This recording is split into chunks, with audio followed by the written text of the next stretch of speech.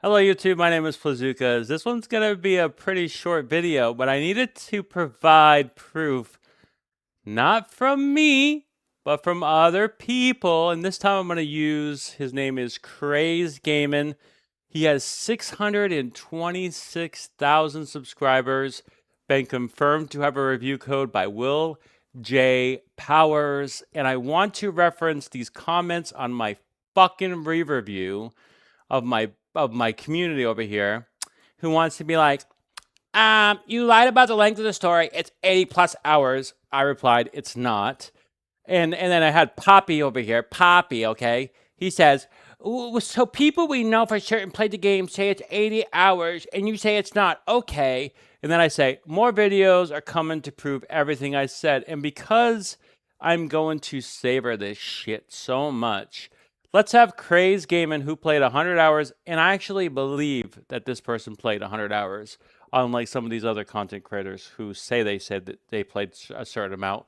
This guy actually finished it. And let's hear what he has to say because you guys don't believe me. And here it is. Now, in a game like this, the main story is also quite important, and if I were to summarize it, I would say that the story is more akin to a Michael Bay movie than a Martin Scorsese one. Character building isn't its strongest point, but world building and action scenes are definitely top tier. I said cinematic masterpiece with a lot of animations and stuff like that, but the story isn't that great. It's very superficial. Okay? Not me, him.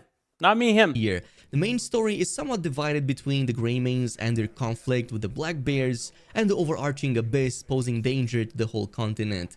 But between the two, I definitely enjoyed the Greymane narrative a lot more. Probably because you have a deeper connection to it, as you literally have a hand in rebuilding your own faction piece by piece, individual by individual, until it becomes a force to be reckoned with. Some of the most impressive narrative moments were literally out there on the battlefield. The story really shines when it creates these massive multi-stage war zones that really hit peak immersion and high-octane action. You have two literal armies clashing in real time, but you can sabotage their supplies, destroy watchtowers, unleash cannons from afar, and lots more. It literally feels like reenacting a whole battlefield.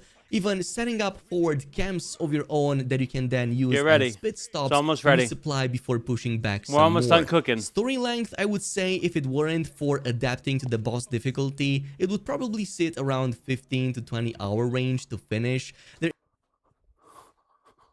my god. Oh my god. Let's listen to that again. Let's listen to that again. Let's listen to that again. Battlefield.